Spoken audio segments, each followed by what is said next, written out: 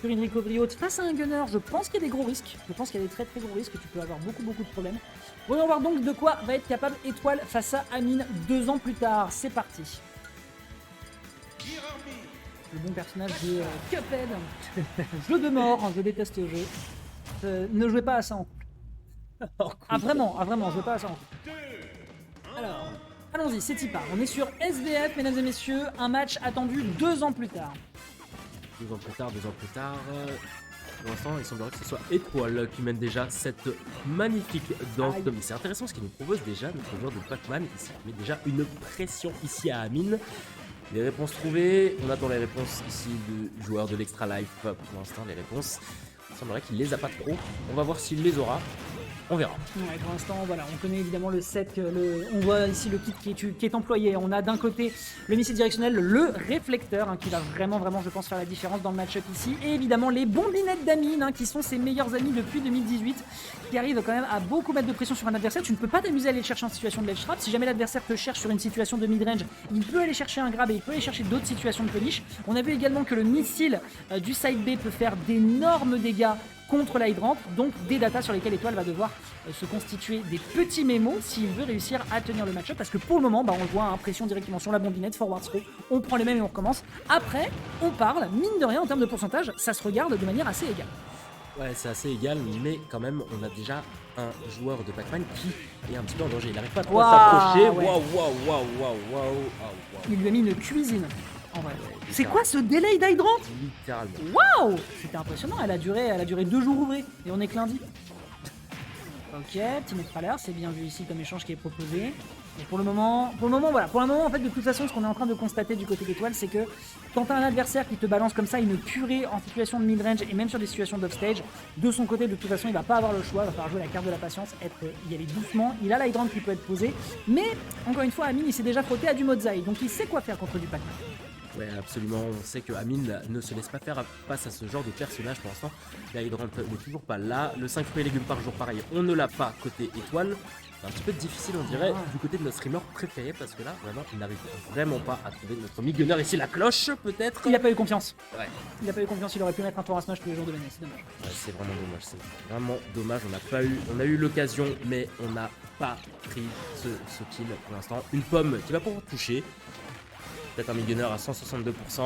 Va falloir chercher le kill un petit peu côté Étoile. Purée, pas réussir à tuer avec une pomme à 160, c'est quand même assez énervax. Bon écoute, pourquoi pas, on y retourne. La bombe ici qui passe de l'autre côté, la pomme encore une fois qui est utilisée ici pour essayer de surprendre un petit peu sur des distances et sur des angles qui sont pas forcément simples à gérer de la part de son adversaire. Mais pour le moment, Amine, il passe absolument autour de tout le jeu d'item play de son adversaire. Il pourra pas punir à la sortie de ce grade. Situation qui est ô combien compliquée et le jeu veut juste pas qu'il meure. C'est catastrophique. Étoile est en train de se confronter à un gros problème et croyez-moi, c'est pas du GeoGuessr. Ah ouais, exactement. Là, comme tu le dis, il faut jouer la carte de la patience, littéralement. On le voit déjà, 3 minutes découlées et une seule stock de tomber. Et vraiment, on a un joueur de Pac-Man qui subit encore et toujours Amine qui est confortable dans sa game. Mais, Étoile qui, lui, en représailles, va chercher directement ses stocks ici. Et on a toujours un déficit d'une stock. Ouais, déficit d'une stock. Là, en plus de ça, c'était une situation qui, je crois, était pas si simple à gérer parce qu'il me semble que c'est uniquement le retour de l'hydrant à la suite du neutre alert qui a fait la différence ici. Donc, Amine peut s'en mordre les doigts pour avoir mis déjà des dégâts dans l'item de son adversaire. Ce qu'il en reste, effectivement, c'est une prise de stock derrière. Maintenant, comment tu fais? Comment tu te dépatouilles face à ce type d'adversaire? Ici, la midrange est terriblement bien gérée de la part d'Amine. On repousse l'adversaire. D'autant plus qu'il ne fait que ça, d'ailleurs. Je sais pas si tu le vois depuis tout à l'heure, mais là, la stratégie d'Amine, c'est juste de dire à l'adversaire: je teste tes approches, je te repousse, et maintenant, ton objectif, c'est de me rentrer dans les gencives. Le souci, c'est que Pac-Man est un personnage qu'on connaît davantage pour être campeur, / je viens chercher l'adversaire en tentant des trucs qui sont safe, ce que Amine ne tombe pas dans le piège et pour l'instant il se régale, ça se voit dans les pourcentages. Ah ouais, ça se voit déjà au niveau des pourcents, mais ça se voit au niveau de la stock aussi. Vraiment, Étoile qui n'arrive pas à trouver la solution à ce problème. Une étoile peut-être va monter, donc l'Étoile ne monte pas. 103% chez Étoile.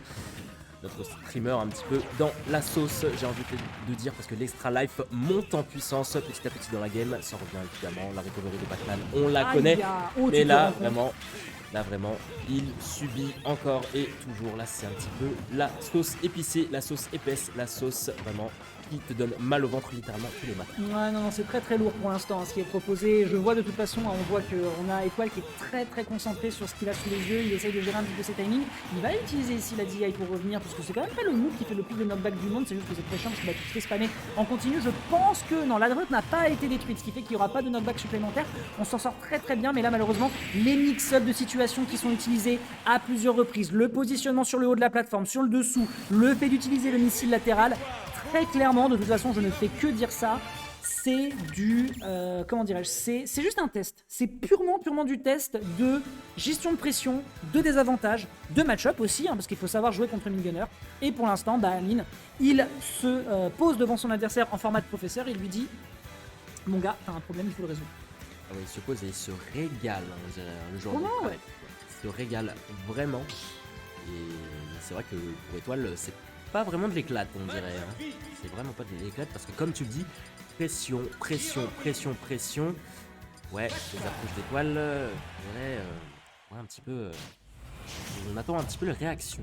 Alors c'est vrai qu'effectivement c'est une data dans le chat qui est bien envoyé de la part de notre bon Nata. C'est effectivement le dash shield hein, qui peut radicalement faire la différence. Le dash shield, hein, si pour ceux qui ne savent pas, vous continuez de courir, vous appuyez sur le shield, vous n'arrêtez pas de courir et ça vous permet de shield instantanément plutôt que d'attendre la fin de votre animation de course. Et ça fait effectivement la différence, notamment face à un adversaire qui lance du projectile. On conseille ça, notamment contre les Samus, notamment contre les Snakes, notamment contre les Mingunners. Et pour le moment, écoute, c'est pas assez convaincant en termes d'approche. Si ce n'est qu'on a vu un début de Wall of Pain, on l'a vu d'ailleurs sur la game précédente qui était pas mal du tout. Le neutral air ici à l'atterrissage est assez violent, le B-neutral qui fait quand même la différence. Derrière, on trouve ici une situation avec le réflecteur sur la cloche qui fait quand même encore une fois de bons gros dégâts. L'agression dans le shield ici est énorme. Pour l'instant, je trouve vraiment que Amine, il se trouve dans des situations dans lesquelles il n'a pas la moindre once de danger. Et Amine et Étoile, qui n'a pas affronté Amine depuis 2 ans et qui n'a du coup pas rencontré des Mingunners, sachant que de son côté, Amine a également progressé. C'est une équation complexe à gérer. Ouais, exactement, équation complexe, équation vraiment qu'il faut résoudre de toute urgence parce que Étoile, littéralement, si vous l'aimez comme ça, c'est un petit peu difficile, c'est un petit peu chaud, c'est un petit peu tendu parce que là, tu vois déjà, vraiment, notre streamer, vraiment, c'est chaud, patate. Ouais. C'est compliqué à gérer, d'autant plus que Amine, là, même si là, il n'a pas un positionnement forcément favorable, vraiment, il arrive à retrouver le lead, et là, tu le vois déjà, Étoile qui n'arrive vraiment pas à gérer ce Cuphead, vraiment.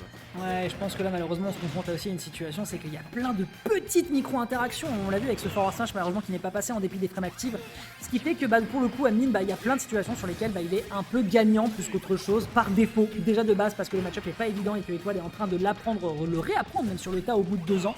Face à Amine qui lui de son côté, du Mojai, ça lui arrive d'en manger par moment. Il a quand même bien mémorisé comment il fonctionnait, notamment pendant toute la phase de online. On a une cloche, ça pourrait potentiellement aider, même à 80%, surtout sur PS2. Mais voilà, pour l'instant, il n'arrive pas à le toucher. La rollout, malheureusement, qui part directement dans les bombinettes. Amine, pour l'instant, mine de rien, est en train de nous montrer à quel point il reste un joueur dangereux. Ouais, dangereux. Okay. Puis, on ne tech pas. Ce sera une prise de stock ici, mais ce sera peut-être pas suffisant pour avoir le Cuphead adoré qu'on aime tant, le Cuphead de l'Extra Life ici, qui va peut-être avoir l'initiative. L'initiative sera prise là, peut-être parce qu'on a un étoile à 114%, on se prend tout de même le grab, l'hydrant qui ne sauvera pas notre Pac-Man. Vraiment, étoile qui est très très mal, c'est un petit peu tendu, mais le backer. Les stocks restantes, dernière chance ici pour Étoile. Non, tout le va. Là, en fait, je suis vraiment confronté à ce que j'ai régulièrement vu de la part de Amine quand il affronte des joueurs en fait qui sont pas préparés au match.